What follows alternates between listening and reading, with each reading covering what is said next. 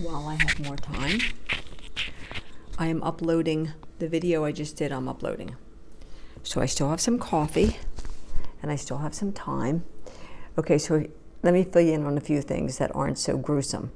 I think I said in the last video that I washed my hair with Pantene. I had been using this onion biotin, and I found my hair was getting super dry. So I just got a bottle with a pump of the Pantene, like Pantene Clear or something like that. Anyway, so this is the Pantene Shiny or something like that. I just have a little bit left, so I'm using it up. But I like the way it looks, and I did my roots. So George did my nails this morning, and this is like periwinkle blue. And then he put the clear coat on, and then I went to open up one of the packets of my gems, and it just totally messed that up. So I filed it back, and he's going to put another coat on for me. This is why people wear artificial nails, because now see I have these little lines, and maybe too, what's the best nail polish to buy? Give me some tips and some hints in the description if you would. I'm going to ask my friends to go over to Soul Journey. It's Tammy's Soul Journey, but I think she took Tammy off when I was just over there watching a couple of her videos. It looks like just a Soul Journey. Go over and check her out. Subscribe to her channel. Give her some love. Throw in some comments. She's got a bunch of videos. I need to start from the bottom and go all the way up, because I think she has a lot to say, and I would appreciate it if you'd go over there and show her some love. I really would. I have one half left.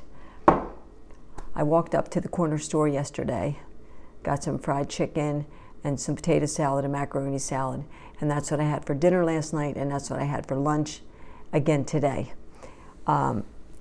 But what I want to talk about while I have the time, and I just purged out this whole my son thing, which was really hard to talk about, because I've had some really smart people say to me, you really don't need to put yourself through this. You have to stop. And I don't know what it is with me that I haven't heard or seen what everybody else has heard and seen. But I have now. So, and now I feel like I have a little bit of backup, where I've been pretty much going through this alone, as far as like right here, local, you know. Starting the day after Thanksgiving, the local, there's at least, let's see, 1, 2, 3, 4, at least 4 places I know that are going to have live trees, cut trees. And so Friday, I'm hoping Friday we can go out, get a tree, tie it on his car, bring it in, and decorate the tree. And I'll show you guys what the tree looks like when we do that.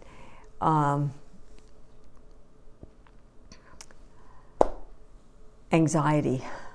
It's like I said in the last video, maybe it's time to start talking about the hard stuff.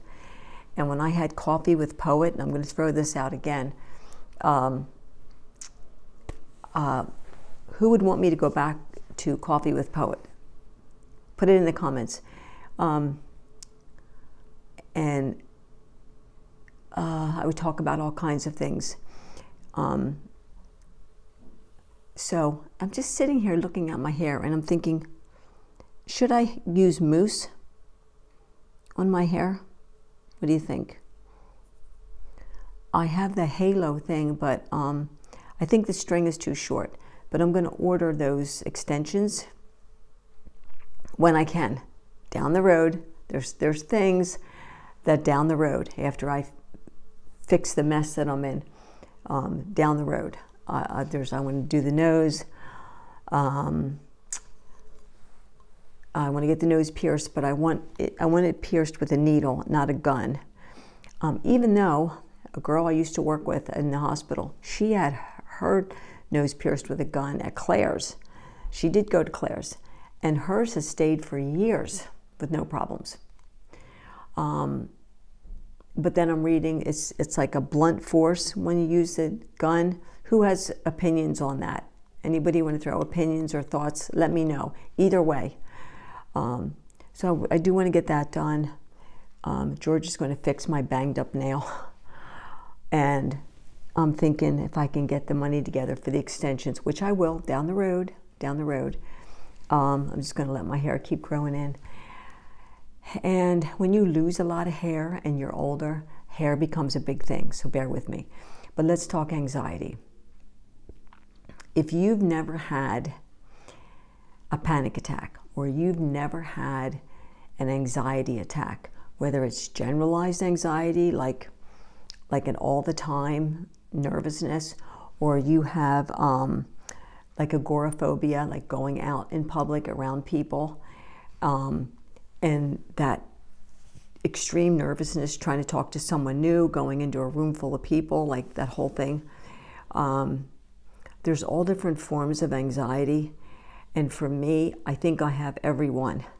So if I was to go somewhere new, or even if it isn't somewhere new, I have to have an aisle seat near the door. I have to sit where there's a wall behind me, or like a divider or something like that behind me. And I cannot go anywhere late. Like I have to be like one of the first people in a room, because to walk into a crowded room, I can't. That's why I quit school at 16, because I could not walk into the classrooms. I just couldn't. I couldn't even go on the school property. I was so nervous. So I'm on Ativan, which is lorazepam, and this is decaf, by the way.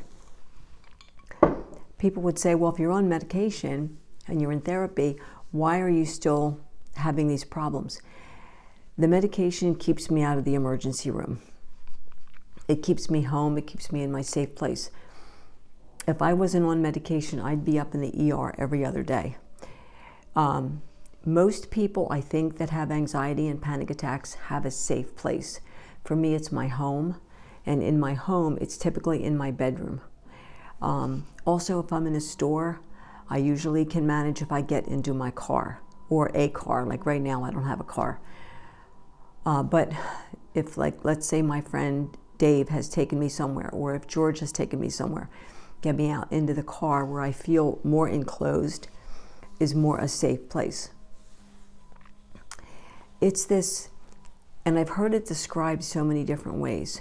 For me, it's almost like an out-of-body, can't breathe, fast heart rate, feeling like I'm choking, having trouble swallowing, shaking, visible shaking, internal shaking, almost like a vibration feeling. My tinnitus gets louder, the sound in your ears, my tinnitus gets louder. I go into a brain fog. I'm trying to sort out like feelings and things. I break out in rashes, like I've been doing. I'll break out in rashes, usually my neck and along my jawline seem to be the first two places that I break out in rashes. I'll pace. Sometimes I cry. Sometimes I need someone with me. Sometimes I just need to be totally alone. It just depends on how I'm feeling at that moment, what I need. But you can't explain it to anyone. It's not like you can sit down really and say, okay, this is what this feels like. You have to experience it. And I have a friend who recently experienced a few panic attacks for the first time in their life, had panic attacks. And the amount of fear that you could see in them was through the roof. And I'm like, yeah, that's what it is all the time for me when I have one. And then the generalized anxiety. And sometimes it'll happen if I'm in a store, if I'm in a line, if I'm in a car and there's cars in front, cars in back. Sometimes it'll happen in like any kind of like doctor or hospital setting at this point. I'm pretty good with like getting a blood test. That doesn't really bother me at all. But I was a little nervous getting my eyes checked. Dental phobia is a big thing for me, even though I've got an amazing dentist and an amazing hygienist, meaning that they're really nice and really kind, and no one has ever made me feel bad or, you know, anything like that. But going into brand new places, like where's the exit? Where's the bathrooms? Do I know anybody? Is there anybody I can kind of sit and talk with? What are the expectations of me when I get there? All those kinds of things run through my mind. And mostly, I just try to swallow hard and push my way through it. But then what happens is I get through it, and then the whole evening and the whole next day, I am not functioning well at all. I don't function. I have to just sit. I have to just be. It's like, you know, that bad. It's absolutely that bad. I have to sometimes go to bed, stay in bed like the majority of the day. I'm so physically exhausted, I just want to sleep, I want to rest. I don't have an appetite. There's this fear that just runs through my whole body. And it's the people who are outgoing and they're people, they don't get it. It's like, I don't understand how something so simple can upset you. Making a phone call. That's a big one for me. I'm actually better calling like a company than I am calling people that I know, like to try to make friends and try and be on the phone and have friendly conversations. It's been really hard. And I don't know that I'm ever going to get beyond that. I don't know that I'm ever going to be a people person anymore, ever. I remember what it felt like going into church, and the anxiety, going to parties, going into picnics, going like anywhere. The anxiety, it's just there. And the nightmares, almost every night, through the roof. Hollering out in my sleep, sitting up, sometimes crying out, you know, out loud, like crying visibly. I have a therapist. They don't understand. She doesn't understand. My psychiatrist prescribes my meds because I'm compliant. I'm on a benzodiazepine, Ativan, Valium, Xanax, Transine, and I think there's one or two others, but I can't think of them off the top of my head because I'm just not familiar with them. But my mom was on Transine, Klonopin. Klonopin is another one. A couple of my friends are on Klonopin. People that I was in a group with locally for a while were on Klonopin. They're all benzodiazepines, and benzos are in a group all themselves, and it's harder and harder to find doctors who will prescribe, especially Xanax, because it's so short-acting, where Ativan and Valium are longer acting, so they stay in your system longer. And I've been on my benzo since I was 27, and I'm now 65. I've never been out of compliance, meaning I've never asked for more medication. I've never run out of my medication ahead of time. I've never needed to have an extra prescription written for me. There's never been any of that.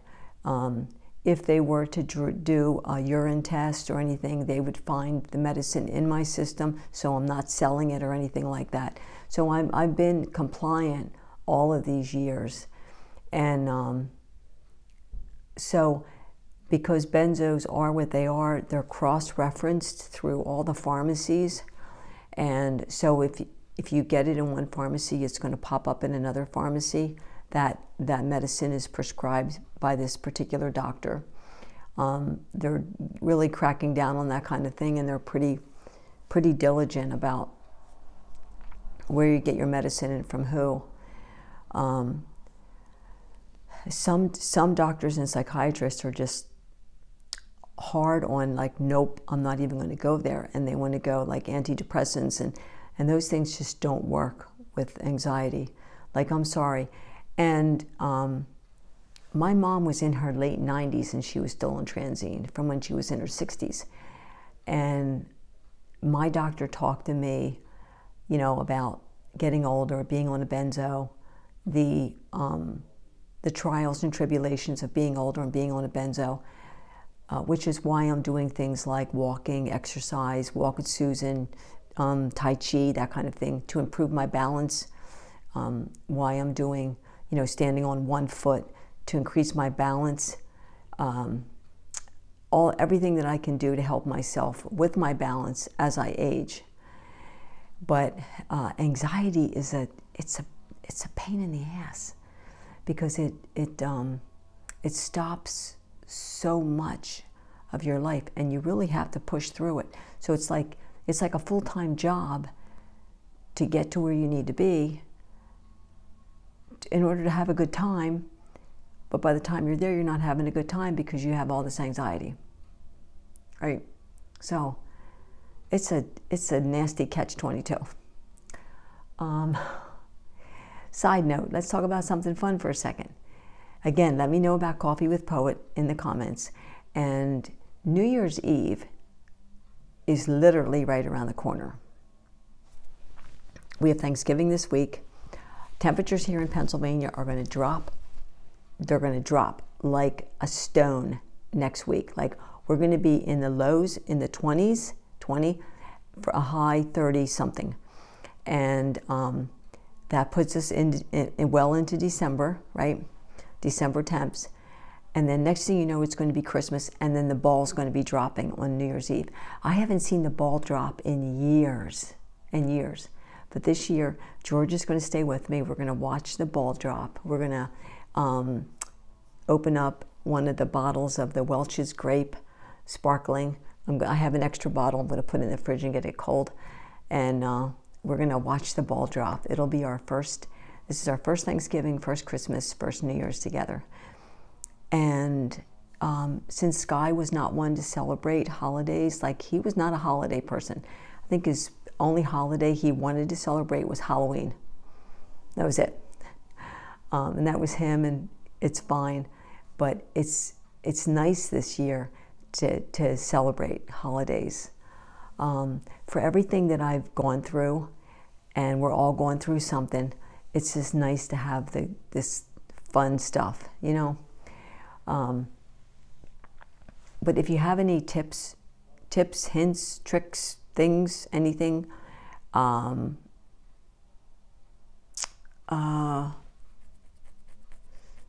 for anxiety, I do tea meditation, I do regular Zen meditation, I do Tai Chi, I take walks, I read when I can, I listen to music, that's a big one. I try to get adequate sleep, but that's really hard. I drink lots and lots of water. I don't take a daily vitamin, but I do take a daily cranberry capsule. But I feel like I'm doing the best I can. I have a therapist, I have a psychiatrist, I have a PCP, so I have a good team, and I have a 24-hour nurse line if something pops up, you know. So, but I'm always open to suggestions. So I'm going to go. You guys take care of yourself. Be kind to each other. Be kind. Just be kind. Just be kind. Enjoy this week coming in. And thank you for letting me know what you guys are going to be doing for Thanksgiving. Again, go over to Soul's Journey. Tammy, my friend Tammy, go over to Tammy. Hit a subscribe. You show her some love. It's hard to get channels going. And I remember when I had Anxiety Bully, I had like 650 people. And I was talking about, you know, tapering down off of a benzo. I had like a strong topic there at that time. And then, but when you're like general talking like I do, it's kind of hard to get a channel to grow. once I put the word widow up, my channel grew by 500 subscribers because I used the word widow, right? If I just went back to Coffee with Poet, it's just going to be like general chit chat, and my channel's not going to move anymore. But I'm not looking to monetize. I'm not looking to have some big numbers, because then that gets a little crazy, and I don't need to do that. I'm just doing this for something to do, really. Making some friends, reaching out to some people, getting to know what other people are going through. Yeah, but I would appreciate if you'd show my friends some love. We all could use it in the world, you know. So I'm going to go. Take care.